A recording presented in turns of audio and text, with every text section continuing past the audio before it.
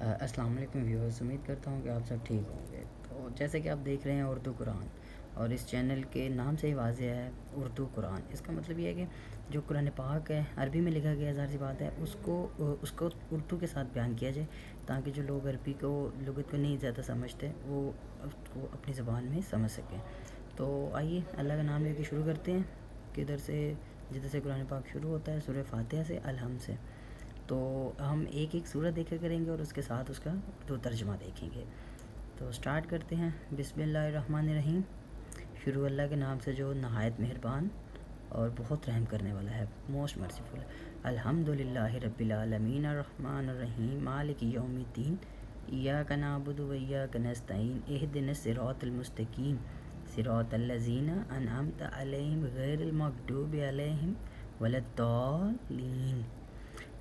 تو اب اس کا اردو ترجمہ دیکھتے ہیں۔ الحمد للہ رب العالمین، یہ سورہ فاتحہ ہے نا، جو ہر نماز میں ہم پڑھتے ہیں۔ الحمد للہ رب العالمین، الحمد کا مطلب ہے کہ سب تعریفیں رب العالمین اللہ کے لیے ہیں، جو کہ تمام جہانوں کا رب ہے۔ سب تعریفیں اللہ کے لیے ہیں جو تمام جہانوں کا رب ہے، تمام جہانوں کا پالنے والا ہے۔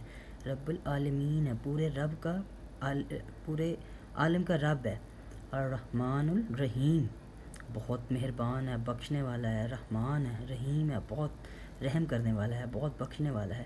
مالکی یوم الدین، یوم الدین قیامت، محشر، مالک ہے، محشر کے دن کا مالک ہے، بدلے کے دن کا مالک ہے، قیامت کے دن کا مالک ہے، یوم محشر کا مالک ہے۔ کون ہے وہ؟ اللہ تعالیٰ کی ذات ہے۔ ایاک نعبد و ایاک نستعین، ہم صرف تیری ہی عبادت کرتے ہیں اور یا اللہ تجھ سے ہی مدد مانگتے ہیں۔ نعبد و ایاک نستعین، صرف تیری عبادت کرتے ہیں اور تجھ ہی سے مدد مانگتے ہیں۔ یہ ایک دعا بھی ہے نا، اہدنا الصراط المستقیم، ہم سیدھی راہ دکھا، ہم نا سیدھی راستے پہ چلنا چاہتے ہیں، تجھ ہی سے مدد مانگتے ہیں اور سیدھے راستے پر چلنا بھی چاہتے ہیں۔ اہدنا الصراط المستقیم، ہم سیدھی راہ پر چلنا چاہتے ہیں، ہمیں سیدھی راہ تو دکھا، تو ہمیں سچی، سیدھی اور جو نیک لوگوں کی راستہ ہے نا وہ ہمیں دکھا۔ صراط المستقیم، اچھے لوگوں کا راستہ ہمیں دکھا۔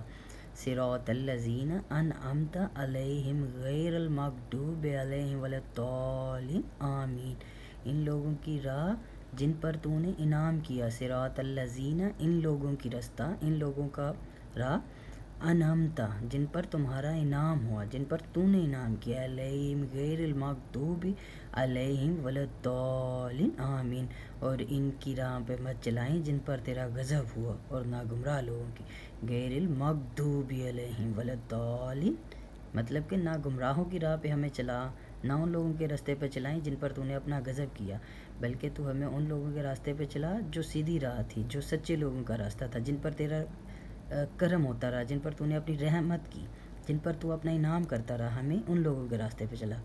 یہ سورہ فاتحہ ہے جو ہم ہر نماز میں پڑھتے ہیں۔ تو دیکھیں اگر اس کو اردو میں جو لوگ اردو سپیکرز ہیں وہ دیکھیں تو دیکھیں ہم اللہ تعالیٰ سے ہر نماز میں کیا کہہ رہے ہیں نا، کتنی اس کی تعریف بیان کر کے تو اس سے کتنی بڑی دعا کر رہے ہیں۔ نماز بھی ایک دعا ہی ہے نا۔